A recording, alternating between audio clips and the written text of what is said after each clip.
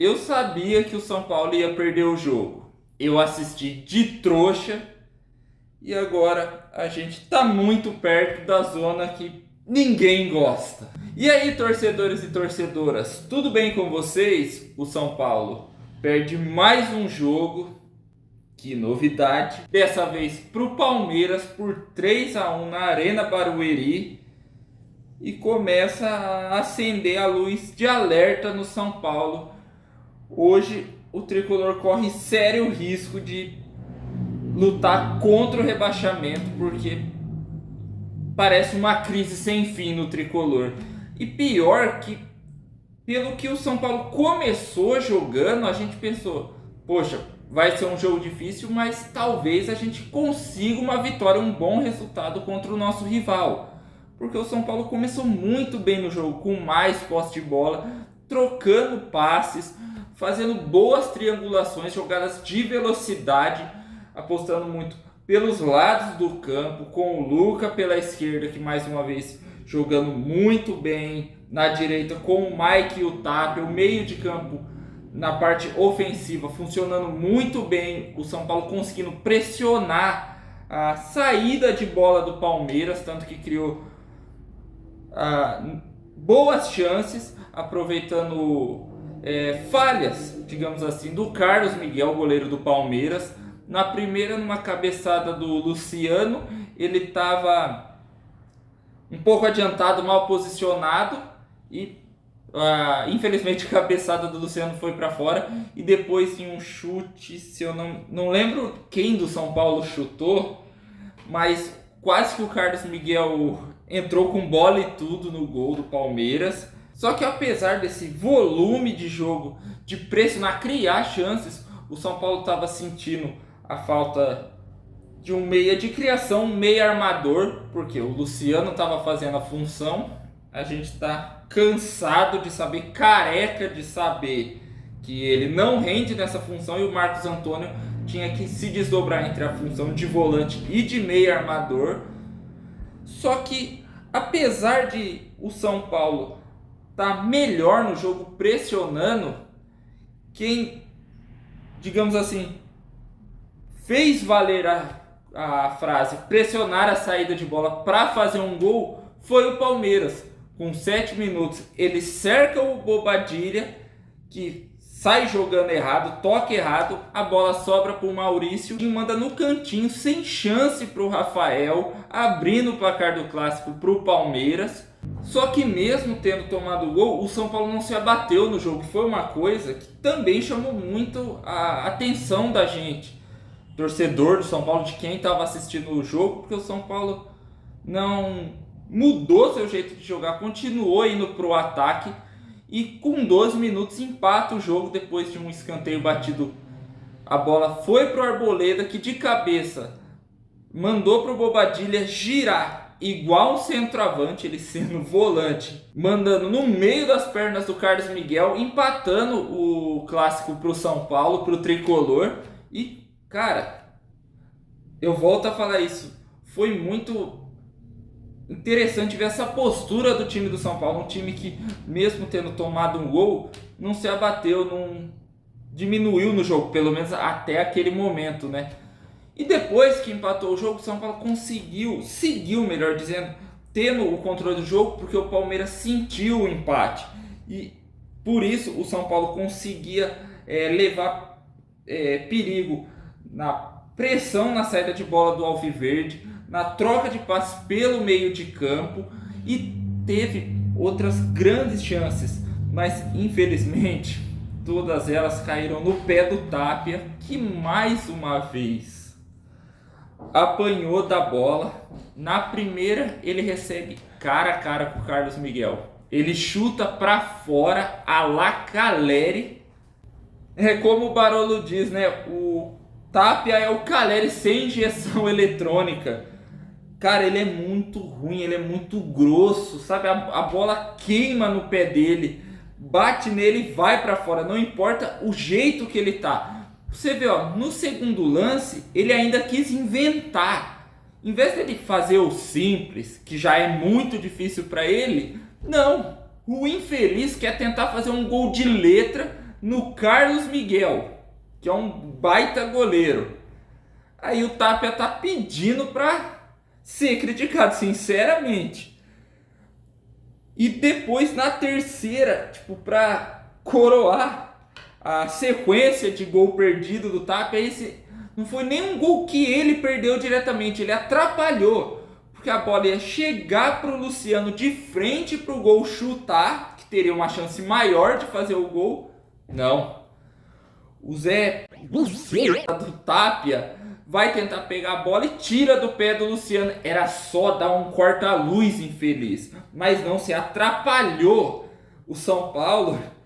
E começa aquilo, né? O São Paulo vai criando, não vai aproveitando as chances. O Palmeiras, que estava discreto no jogo, aos poucos vai saindo, vai aproveitando os espaços que o São Paulo estava dando no meio de campo, que não eram poucos, porque um meio de campo com Danielzinho e Marcos Antônio é de muita qualidade no passe, tem criatividade, mas não tem poder de marcação, e deixa um rombo que o Palmeiras, apesar de não criar tanto, soube aproveitar no momento certo, com o Andreas Pereira dando um tapa lindo, um machado para o Sousa, que invade a área, vê a ultrapassagem do Flaco, manda a bola para ele, que na frente, cara a cara com o Rafael, cava no goleiro do São Paulo, desempatando o jogo para o Palmeiras, aos 30 minutos. É aquilo, você dá espaço para um meio de campo de qualidade como o do Palmeiras,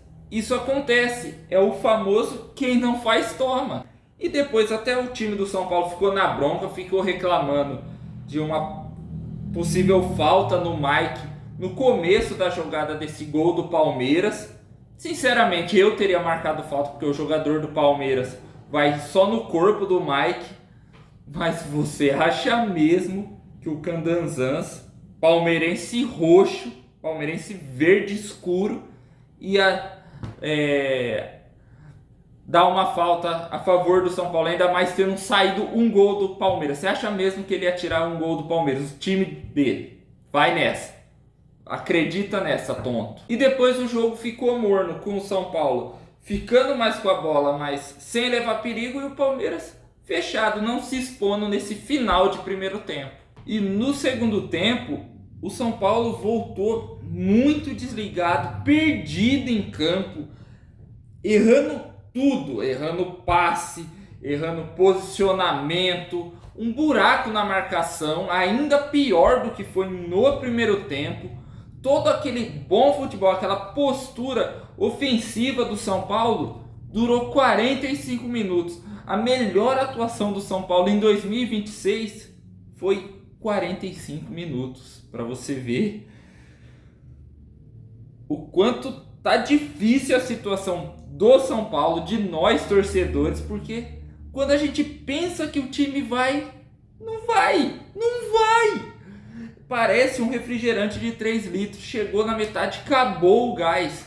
E o Palmeiras, percebendo isso, aproveitou para fazer o terceiro gol aos 3 minutos do segundo tempo. Aos 3 minutos, colocando o São Paulo na roda. Bola de pé em pé até chegar no Kelvin na área.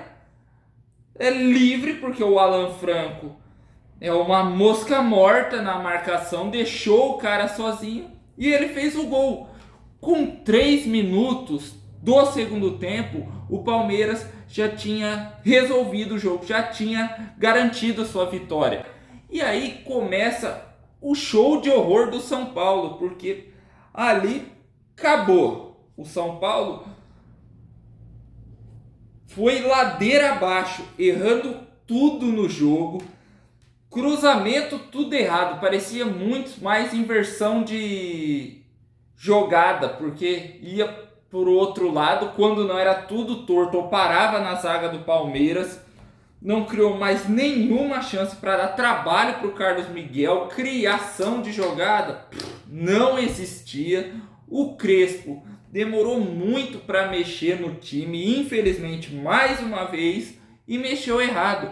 Ele tinha que ter começado o segundo tempo já com o Caleri e o Ferreirinha no jogo. Aí você que está assistindo o vídeo pode pensar, Nossa, mas todo vídeo você reclama do Ferreirinha e você tá dizendo que o Crespo tinha que ter colocado ele antes no jogo? Sim, eu critico o Ferreirinha, mas é inegável que ele é uma das melhores opções que a gente tem no ataque, apesar de ser um cara que cisca e não faz nada no jogo, tanto que mais uma vez foi isso.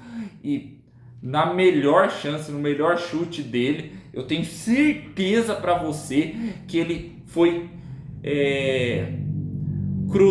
chutar, só que como chutou tudo torto, parecia um cruzamento pro Danielzinho, que acabou não fazendo valer a pena esse erro acertado do Ferreirinha.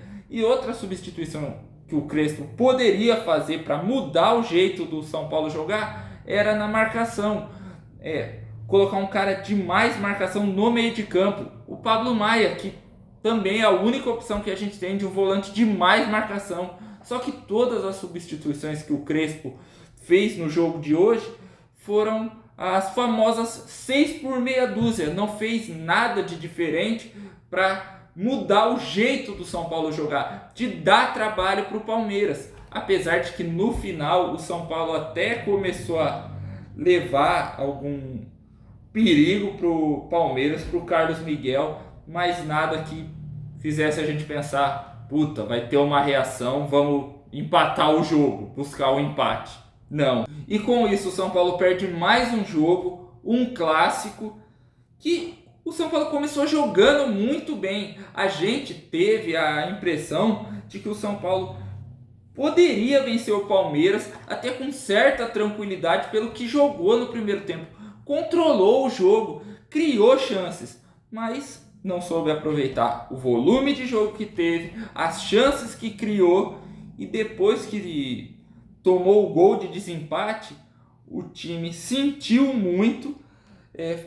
E no segundo tempo foi um time apático, perdido, desorganizado, enquanto o Palmeiras foi um time preciso.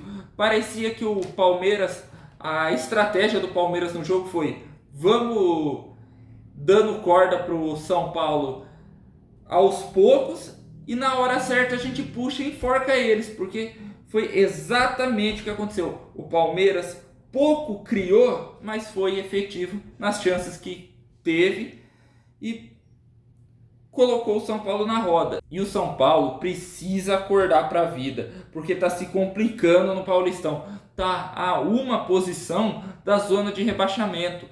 Está atrás do Noroeste e da Ponte Preta, que se enfrentaram hoje, terminou o jogo 2-2. Mas se um deles tivesse vencido, o São Paulo poderia estar na zona de rebaixamento agora. Precisa acordar para a vida, porque se entrar na zona de rebaixamento do jeito que está, vai ficar ainda mais desesperado, a situação vai piorar muito mais. E o Crespo, na coletiva depois do clássico, já disse: a gente sabe da situação do Paulista, se preocupa. Minimizou um pouco a derrota no clássico hoje para mais uma vez blindar o elenco do São Paulo. Ele até disse que perder hoje era uma coisa que podia acontecer, agora contra a Portuguesa no Morumbi já foi uma coisa que preocupa. E também falou sobre o Brasileirão, que a gente estreia já quarta-feira só contra o Flamengo. E mais uma vez ele foi realista, foi pé no chão, disse que a luta do São Paulo no Brasileiro é pelos 45 pontos para não cair. Você tá vendo a situação que tá, que o nosso técnico tá jogando limpo com a gente.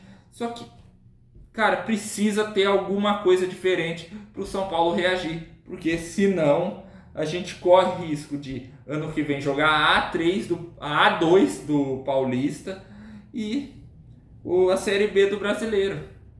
Difícil pensar que o São Paulo está nessa situação.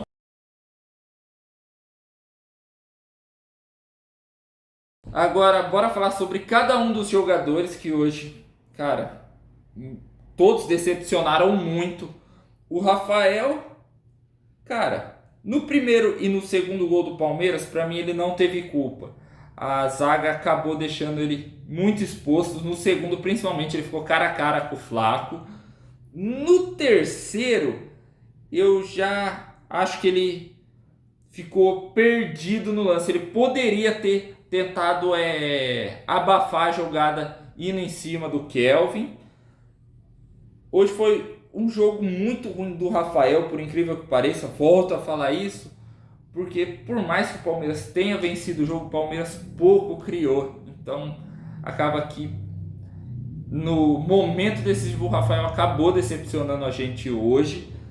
O Mike começou muito bem no jogo, depois sumiu, cansou no jogo, eu acho.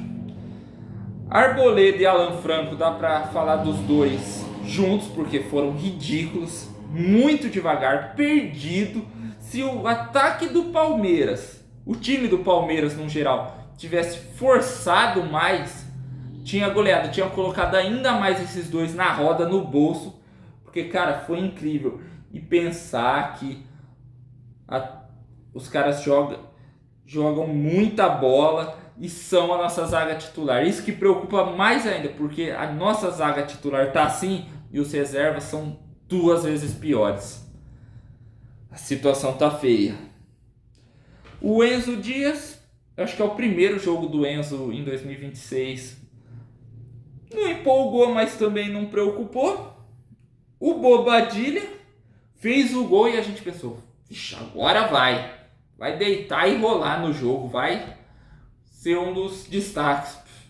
Deitou e dormiu, né? Porque o cachorro Banguela não ajuda em nada na marcação. É impressionante o quanto o Palmeiras brincou com ele no meio de campo. Ele nem apareceu para jogar. O Palmeiras teve espaço de sobra para jogar no meio de campo.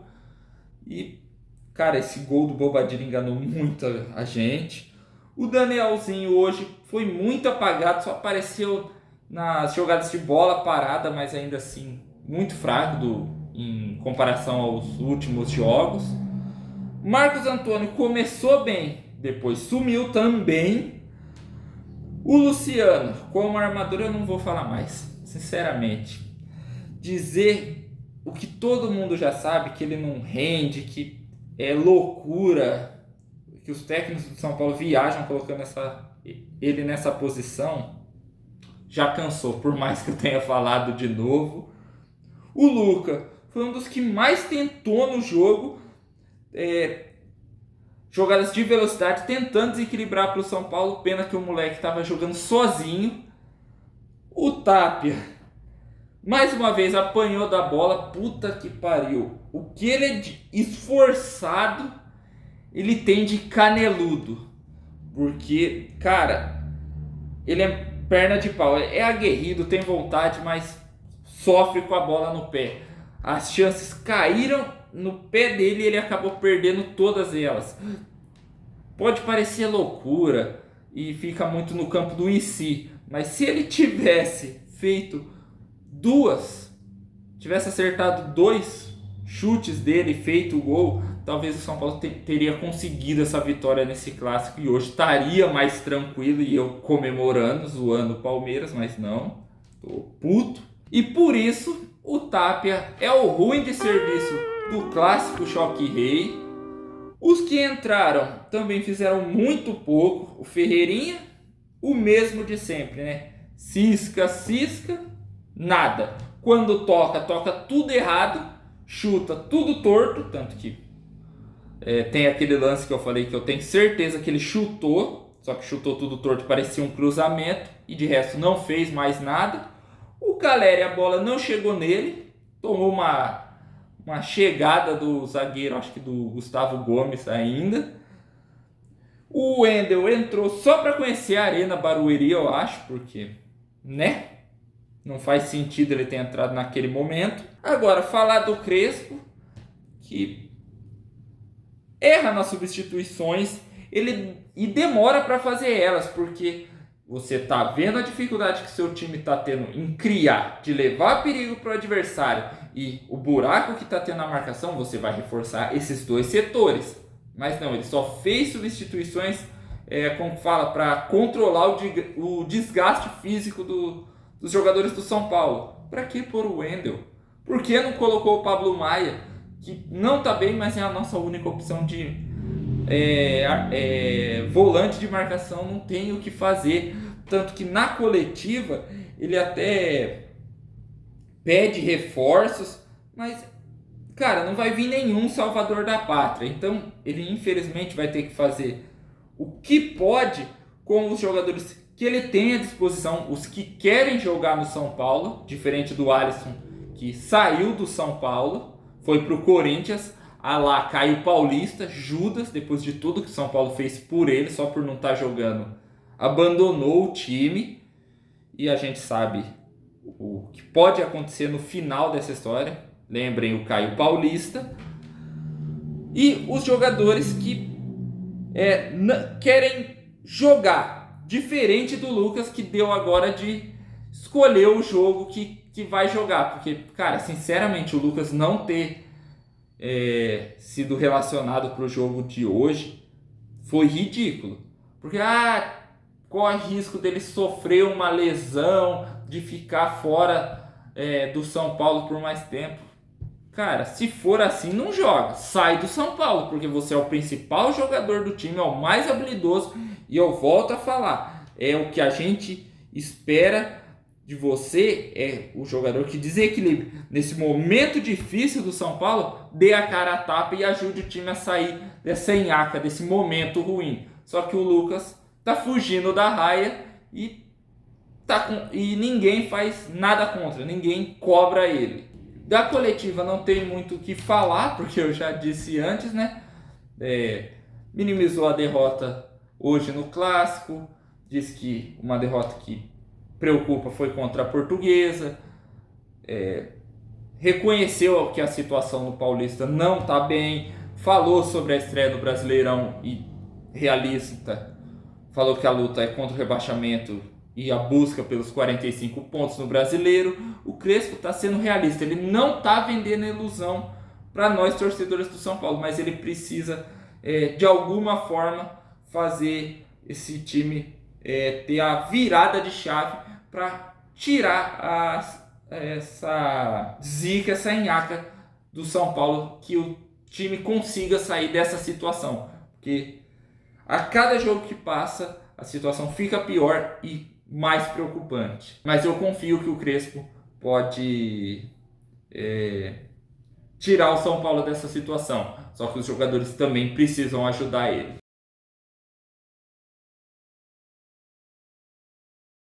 E agora o próximo jogo do São Paulo já é outra estreia no Brasileirão contra o Flamengo. As pedreiras do São Paulo não param. E depois ainda a gente tem o Santos no Paulistão.